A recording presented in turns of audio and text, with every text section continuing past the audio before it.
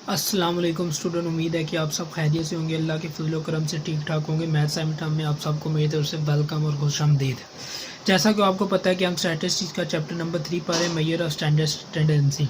तो इसमें आज का हमारा टॉपिक है कंबाइंड अर्थमेटिक मीन, कि हम कंबाइंड अर्थमेटिक मीन किस तरह फाइंड करते हैं, तो इसके हमें क्या फार्मूला होता है और कौन सी इसकी 3 डिफरेंट टाइप्स हैं, मतलब 3 डिफरेंट तरीक़ों से हमें ये पूछा जा सकता है पेपर में कि किस किस तरीके से होता है। तो वो हम इसमें आज करेंगे। सबसे पहले हमें अपने चलते हैं, अब हम अपने चलते हैं टॉपिक की तरफ। तो हमारा टॉपिक है जी कंबाइन अर्थमेटिक मीन का, जिस तरह मैंने आपको पहले बताया है। कंबाइन अर्थमेटिक मीन फाइंड किसा करते हैं, ये देखें आपके सामने कुछ वैल्यू दी है। मतलब ये मैं आपको समझाने के लिए बताता हूँ कि कंबाइन को डिनोट किसा करते हैं, एक्स बार ऑफ सी से हम डिनोट करते हैं। जब ये वैल्यू आप डिनोट करेंगे तो n1 x bar 1 plus n2 x बार 2 प्लस n3 एक्स बार 3 प्लस nk तक जाते हैं। फिर उसके बाद n1 plus n2 plus n3 plus plus plus plus लिख के प्लस nk तक हम जाते हैं। तो ये आपका एक तरीका है समझाने के लिए। उसके बाद जो इसका मेन फार्मूला वो होता है summation n x bar divided by summation n होता है। अब ये आप फार्मूला आपने इसका मेन फार्मूला ये आपने इसको याद रखना है। आपने ये देखें एक्स बार ऑफ छोटा सी लिखेंगे तो ये आपका फार्मूला, इसका कंबाइंड मीन का फार्मूला बन जाएगा। अब इसको कंबाइंड मीन को सी डॉट एम भी कह सकते हैं, सी डॉट एम भी आप इसको कह सकते हैं। अब आगे आ जाती है इसकी हमारे पास एग्जांपल आ जाती है। एग्जांपल में आपको ज़्यादा बेहतर तरीके से समझ आ सकता है। इसकी 3 डिफरेंट टाइप से आपको एक क्वेश्चन पूछा जा सकता है।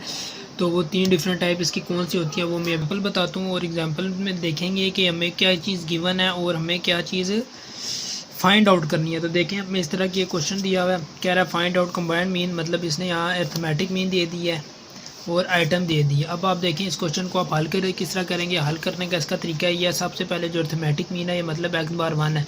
पहली वैल्यू के एक्स बार 1 क्या आ गया 12, दूसरी वैल्यू के एक्स बार 2 क्या आ गया 20। इसी तरह आपने करना है आइटम्स। आइटम क्या, आइटम का मतलब क्या होता है, मतलब इसने क्वालिटी दी हुई है क्वांटिटी। तो क्वांटिटी क्या होगी आपकी, पे जो पहली वैल्यू होगी वो n1 होगी और जो दूसरी वैल्यू होगी वो n2 होगी। आपको मैंने अभी ऊपर बताया कि इसका फार्मूला क्या होता है।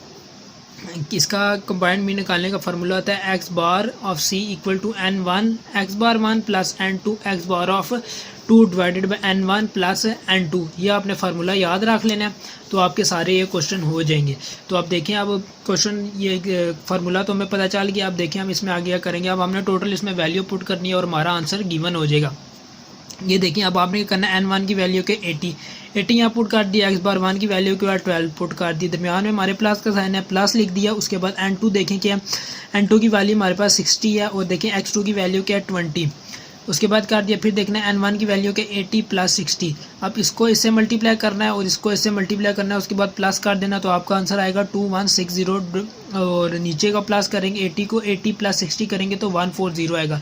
इसको जब डिवाइड करेंगे 15.43 होएगा। ये आपका बिल्कुल सिंपल तरीका है, मतलब कि आपको स्टार्टिंग में सिखाने के लिए इसका कंबाइंड मीन निकालने के फार्मूला आपको दे दिया है।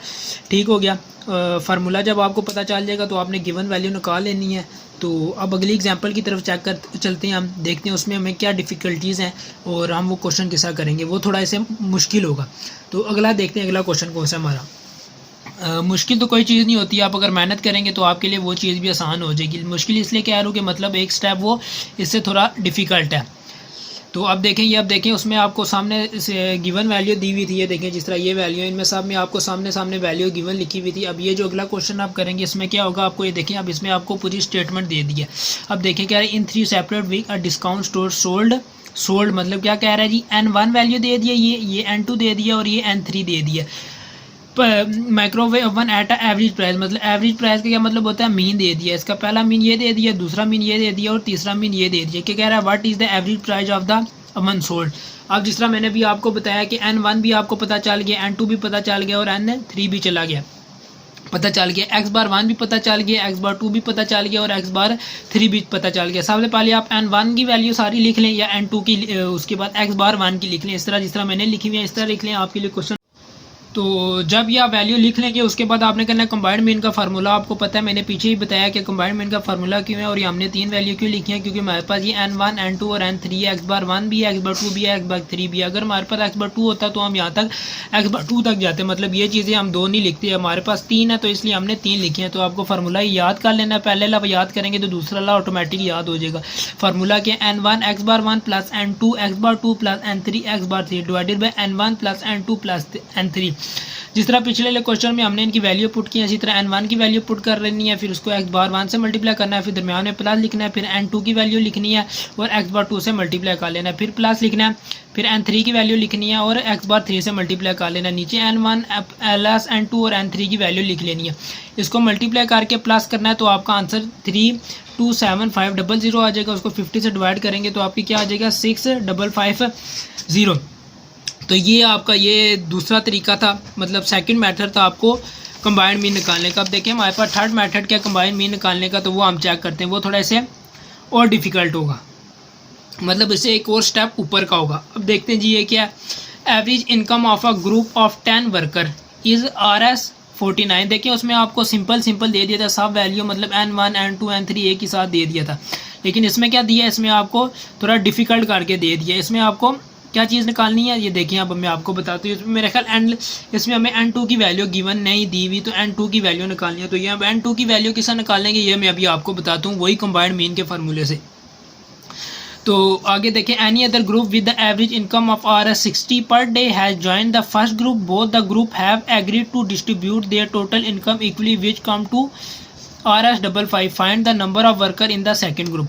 अब देखिए आपने सबसे पहले आपने क्या चेक करना है, सबसे चेक करना है आपने n1 दिया है कि x⁻1 दिया, आपने लिखना है average income of a group of 10 worker. 10 worker क्या मतलब n1 दे दिया इज और x⁻1 दे दिया। आपको क्या दे दिया, देखिए मैंने n1 लिख दिया, यहाँ पे n1 लिख दिया, नीचे साथ ही n2 लिख दिया, यहाँ पे x⁻1 लिख दिया और नीचे x⁻2 दे दिया और हमें एक कंबाइंड मीन दे दिया होगा उसने। देखिए जब n1 दे दिया उसने, n1 हमारे पास इसमें 10 गिवन है, 10 हमने यहाँ पे n1 के आगे 10 लिख दिया। अब हमारा दूसरा क्या लिखा हुआ है, देखिए n1 RS क्या दी हुई है उसकी, RS 49 दिया, मतलब पहली x⁻1 की वैल्यू हमारे पास आ गई 49। अगला देखें आगे लिखा any other group with average income of RS, मतलब एनी अदर की एवरेज क्या दे दी है, x⁻2 क्या दे दिया है 60 दे दिया, वो हमने 60 यहाँ लिख दिया। अब आगे देखें जी हमें n2 उसने नहीं दिया हुआ, तो हमने n2 को इसी तरह खाली क्वेश्चन मार्क की तरह लिखना है, इसी तरह मतलब छोड़ देना है।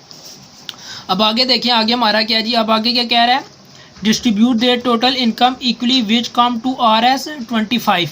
मतलब क्या कह रहा है, दोनों जो ग्रुप हैं उन्होंने इक्वली जो उसकी प्रॉफिट होगी उसको डिस्ट्रीब्यूट कर लिया। तो उसको आपने क्या करना है, ये आपका कंबाइंड मीन दिया होगा, तो कंबाइंड मीन को क्या लिखना है, x⁻c लिख के उसके आगे 55 करना, तो आपका आंसर आ जाएगा। अब देखें आपके पास ये क्वेश्चन पूरा बन गया, मतलब ये चीज़ें आपको गिवन है, आपको इसका फार्मूला पता है क्या होता है, x⁻c n1 x⁻1 plus n2 x⁻2 divided by n1 plus n2। अब इसको आप हल कर किसा करेंगे ये मैं आपको तरीका बताता हूँ, कोई मुश्किल तरीका नहीं है, बस आप समझेंगे और एक दफ़ा आपने खुद करना है तो आपको ये समझ आ जाएगा। जिन्होंने अभी तक चैनल को लाइक और सब्सक्राइब नहीं किया तो लाइक और सब्सक्राइब कर दें और इस चैनल को शेयर भी करें ताकि उन लोगों तक पहुँच सके जिन तक ये वीडियो नहीं पहुँची और उनकी हेल्प हो सके, जो ट्यूशन की फ़ीस नहीं दे सकती और जो ट्यूशन भी जाती हैं पर वहाँ जाके पढ़ते नहीं हैं और मोबाइल पे देख के ये वीडियो देख सके। तो चलिए अब अपने टॉपिक की तरफ आते हैं। मैं आपको बताया था कि वैल्यू किस पुट करनी है। देखिए x⁻c की हमें वैल्यू गिवन है 25, तो हमने यहाँ पे 25 लिख दिया। अब देखिए n1 की वैल्यू हमें गिवन है 10 तो लिख दी, x⁻1 की वैल्यू भी गिवन है 49 लिख दी, उसके बाद प्लस लिख दिया। n2 की वैल्यू हमें नहीं गिवन, हमने n2 इधर इसी तरह लिख दिया। x⁻2 की वैल्यू हमें गिवन है, हमने लिख दी। n1 की वैल्यू 10 गिवन थी, हमने लिख दी, प्लस n2 की वैल्यू में गिवन थी, हमने नहीं लिखी। फिर आपने क्या करना है, इस वैल्यू का मतलब 10 प्लस n2 को 55 से मल्टीप्लाई कर देना है। देखिए मैंने 55 से मल्टीप्लाई किया, इन वैल्यू को आपस में मल्टीप्लाई कर देना है, तो यह आपके पास आंसर आएगा 490 प्लस 60 n2 आ जाएगा। फिर आपने 55 को इन सब वैल्यू से मल्टीप्लाई करना है, तो आपका 5f0 प्लस 5f n2 ये आंसर आ जाएगा इक्वल टू 490 प्लस 60 n2 आ जाएगा। जब यह आंसर आ जाएगा आपने क्या करना है, n2 वाली वैल्यू को सेम जगह पे लिख लेना है और जो n2 के बगैर वैल्यू होगी उनको अलग लिख लें। जब n2 की वैल्यू को अलग लिखें तो आपको माइनस करेंगे तो 60 वैल्यू, एक 60 आंसर आ जाएगा, एक आप जाएगा 5 n2 आ जाएगा। जब आप इसको डिवाइड करेंगे तो आपका आंसर क्या आएगा, n2 इक्वल टू 12 वर्कर। तो हमारे पास क्या था n2 का, यहाँ पे आपने क्या लिखना है, n2 का जो आंसर था 12 आ गया। जो हमें उसने पूछा था find the number of worker in the second group, number of worker पूछा तो सेकंड ग्रुप का वो हमारे पास क्या आ गया, N2 आ गया। मैं आपको इसमें दोबारा बता देता हूँ। आपने क्या करना है, N1 की वैल्यू आपको देखें ऊपर दी हुई है, N1 की वैल्यू 10 दी हुई है। उसके बाद N2 की वैल्यू आपको नहीं दी हुई है। x⁻1 की वैल्यू दी है 49 और x⁻2 की वैल्यू 60 दी है। x⁻c की वैल्यू मतलब कि दोनों ने इक्वली की है तो कंबाइंड किया मीन, तो कंबाइंड मीन दिया हुआ है तो आज का आंसर 55 हो गया। इसी तरह आपने फार्मूला लिख लेना है, फार्मूले में सारी वैल्यू पुट कर लेनी है। उसके बाद करना है इस वैल्यू को मतलब ये जो नीचे वाली वैल्यू से मल्टीप्लाई कर देना है, इन वैल्यू को आपस में मल्टीप्लाई कर देना। जब उसके बाद अगले स्टेप में आपने करना है 55 को इससे मल्टीप्लाई कर देना है इन दोनों वैल्यू से और इनको इसी तरह रहने देना है। जब मल्टीप्लाई कर लेंगे उसके बाद आपने करना है 55 जो N2 के बगैर वाली वैल्यू उनको अलग कर लेना और N2 वाली वैल्यू को अलग कर लेना। उसके बाद 60 आएगा, 5 को डिवाइड करेंगे, N को अकेला छोड़ना है और आपके बाद N2 का आंसर 12 आ जाएगा, वर्कर आ जाएगा। चैनल को जिन्होंने अभी तक लाइक और सब्सक्राइब नहीं किया, लाइक और सब्सक्राइब कर दीजिएगा। अब देखिए हमारे पास अगली एग्जांपल में हमने क्या फाइंड करना है, x⁻2 की वैल्यू फाइंड करनी है। पिछले हमने N2 फाइंड किया तो इधर आप यहाँ पे क्या करेंगे, x⁻2। अब देखिए क्वेश्चन में हमें क्या दिया है, the average wage of a 4 man. सबसे पहले हमें पता चल गया N1 दे दिया, उसके बाद average they the x⁻1 17 per week. But is the average wage of the future 6 man मतलब N2 दोबारा दे दिया। If the average wage of all the 10 man मतलब टोटल मैन 10 हो गई। ये आपको कंफ्यूजन के दिया है, मतलब क्या कह रहा है, टोटल जो मीन है ना, मतलब कंबाइंड मीन दोनों वैल्यू का उसका क्या जी 20, जो है आपके पास कंबाइंड मीन भी आ गया। आपने x⁻2 की 2 निकालना है। 2 निकालने का तरीका है वही आपने फार्मूला उसी तरह लिखना है जिस तरह आपने पहले फार्मूला लिखा हुआ था। उसके बाद इस ये देखें फार्मूले में वैल्यू पुट करनी है, x⁻c की वैल्यू पुट करेंगे। वो वैल्यू पुट करने के बाद N1 की x⁻1 की प्लस N2 की x2 की N1 प्लस N2 की वैल्यू पुट कर लेंगे। उसके बाद नीचे वाली वैल्यू को ऊपर वाली वैल्यू से मल्टीप्लाई कर देंगे, ये चीज़ आ जाएगी। उसके बाद आपने क्या करना है जी, x⁻2 की वैल्यू को अलग लिखना है और बाकी दूसरी वैल्यू को अलग लिखना है। जब लिखेंगे तो 132 डिवाइडेड बाई 6x² आ जाएगा। जब इसको डिवाइड करेंगे तो x⁻2 की वैल्यू क्या आ जाएगी 22 आ जाएगी। सिंपल सा तरीका है, ये क्वेश्चन पहले वाले क्वेश्चन से ईजी है। दोबारा समझा देता हूँ आपको क्या क्या दिया हुआ है। क्वेश्चन आपने देखना है, उसे दो तीन दफ़ा गौर से आपने पढ़ना है। जब आप पढ़ लेंगे तो आपको क्वेश्चन की समझ आ जाएगी कि मैन मतलब क्या क्या चीज़ें में दिया है। देखें हमें N1 दे दिया, x⁻1 दे दिया, N2 दे दिया और x⁻2 नहीं दिया और कंबाइंड में दे दिया। जब ये चीज़ें हम लिख लेंगे मतलब ये ऊपर पूरा कॉलम बन जाएगा। उसके बाद आपने फार्मूले में वैल्यू पुट करनी है, उसके बाद मल्टीप्लाई करना है, इसको इससे मल्टीप्लाई करना है। उसके बाद x2 की वैल्यू को अलग छोड़ना है और दूसरी जो वैल्यू होंगी उनको साथ लिख के x2 की वैल्यू को अलग लिख के उसके बाद डिवाइड करना है तो आपका ये आंसर आ जाएगा। ये देखें लिखा हुआ है। तो जिन्होंने अभी तक चैनल को लाइक और सब्सक्राइब नहीं किया, लाइक और सब्सक्राइब कर दें। अब अगला स्टेप देखें, अगला हमारे में क्या चीज़ देखें, क्या चीज़ उसने हमें गिवन नहीं है जो हमने निकालनी है। ये थोड़ा ट्रिकी क्वेश्चन है, इंपॉर्टेंट भी हो सकता है पेपर पॉइंट ऑफ व्यू से। देखिए the main worker of 80 student, मतलब उसने क्या कह दिया, n दे दिया 80 इन अ सर्टन क्लासेज वाज 65। मतलब क्या कह दिया, दोनों जो वैल्यू है ना, मतलब टोटल वैल्यू का उसे क्या दिया, कंबाइंड में दे दिया 65। The mean mark of male student x⁻1 क्या दे दिया 70 और फीमेल स्टूडेंट का क्या दे दिया, फीमेल स्टूडेंट का दे दिया x⁻50 दे दिया। मतलब x⁻1 दे दिया, x⁻2 दे दिया और n दे दिया टोटल और कंबाइंड मीन दे दिया। N1 और N2 नहीं दिया। तो इस क्वेश्चन में ये ट्रिक है। तो आपने क्या करना है जी, N1 प्लस N2 जो होता है हमारा वो होता है, आपने सपोज कर लेना है n के इक्वल। ठीक हो गया। आपने इसी तरह कंबाइंड मीन का फार्मूला लिखना है। कंबाइंड मीन का फार्मूला क्या होता है, तो ये हमारे पास कंबाइंड मीन का फार्मूला पिछले हमने 3-4 क्वेश्चन किए, उनमें फार्मूला इस्तेमाल हुआ है वो हमें इनमें भी इस्तेमाल होगा। इसी तरह हमने वैल्यू पुट कर लेनी है। x⁻c की 65 है, x⁻1 की वैल्यू में दी हुई है वो लिख लेनी है, N1 को उस तरह लिख लेना है। N2 की वैल्यू नहीं दी हुई तो x⁻2 की वैल्यू दी है वो हमने लिख लेनी है, डिवाइडेड बाई 50 कर लेंगे क्योंकि हमें पता है N1 plus N2 equal to n होता है। तो n की वैल्यू हमारे क्या दी है 80 दी हुई है। फिर आपने इसको क्या करना है, इसको हल करना है। हल किसा करेंगे, आपने 50 को 65 से मल्टीप्लाई करना है और बाकी जो 70 N1 प्लस 50 N2 आ जाएगा, ये आपका आंसर आ जाएगा। जब ये करेंगे उसके बाद आपके करना है जी, N1 और N2 की वैल्यू को अलग कर लेना और इनको कर लेना और उसको आपने पहली इक्वेशन बना देनी है। फिर आपको जैसा कि मैंने अभी बताया कि आपको N1 plus N2 equal to n होगा। ठीक हो गया। आपने क्या करना है, N1 प्लस N2 लिखना है, n की जगह वैल्यू लिख लेनी है। वैल्यू क्या आएगी 80 वैल्यू आएगी, वो आपने लिख लेनी है। जब वो वैल्यू लिख लेंगे उसके बाद आपने इक्वेशनों को सॉल्व करना है। इक्वेशनों को सॉल्व करने के तरीके आपने ये जो इक्वेशन नंबर 2 है इसको उठा लेना है। इक्वेशन नंबर 2 को उठाएंगे तो उसके बाद क्या लेना है, N1 plus N2 equal to 80 आ जाएगा। ये आप स्टेप ना करें, ये आपको कन्फ्यूजन होगा, ये लंबा हो जाएगा। ये वाला स्टेप ना करें, ये जो ऊपर वाला यहाँ से स्टूट करें n1 plus n2 equal to 80। जब ये स्टेप आप करेंगे आपने क्या करना है, n1 को अलग छोड़ देना है, इक्वल टू करना है 80 माइनस n2, मतलब आपकी n1 की वैल्यू निकल आई।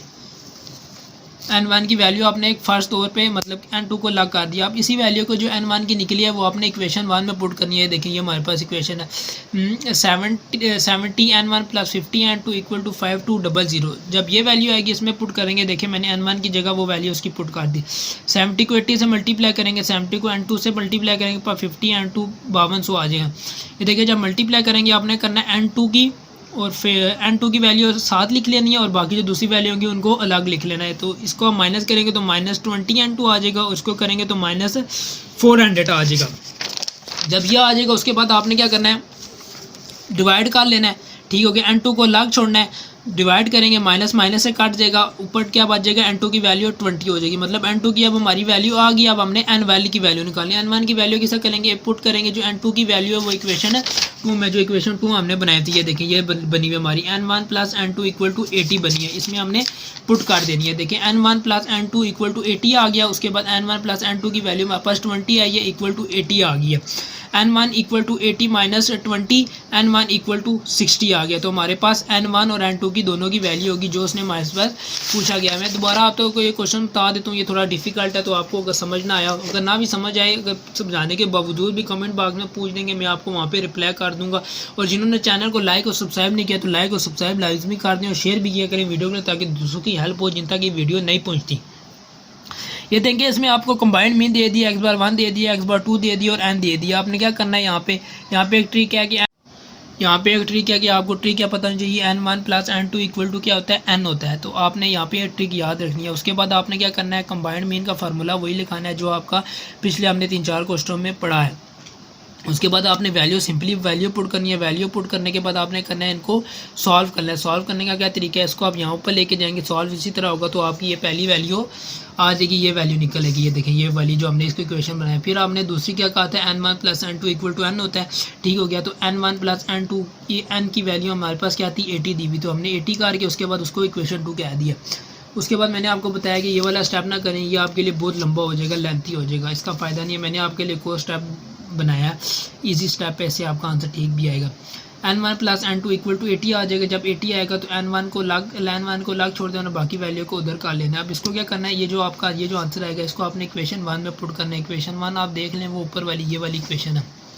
इसमें जब ये वैल्यू पुट कर देंगे, ये देखिए, उसके बाद इसको सॉल्व करना है। सॉल्व करने का तरीका क्या, मल्टीप्लाई करेंगे। मल्टीप्लाई करने के बाद n2 की वैल्यू को सेम जगह पे रखेंगे और दूसरी वैल्यू को अलग कर दें। जब वो वैल्यू कर देंगे उसके बाद ये चीज़ें आपके पास बच जाएंगी। जब ये चीज़ बचेगी उसके बाद आपने n2 की वैल्यू को अलग करना है। अलग करने का क्या तरीका है, आप उसको डिवाइड करेंगे तो n2 की वैल्यू आ जाएगी। जब ये n2 की वैल्यू आ जाएगी तो आपने इसको क्या करना है, अपने इक्वेशन नंबर 2 में पुट करना है। ये हमारे पास जो इक्वेशन नंबर 2 है, इसमें जब पुट करेंगे और सॉल्व उसके बाद करेंगे तो हमारे पास n1 इक्वल टू 60 आ जाएगा।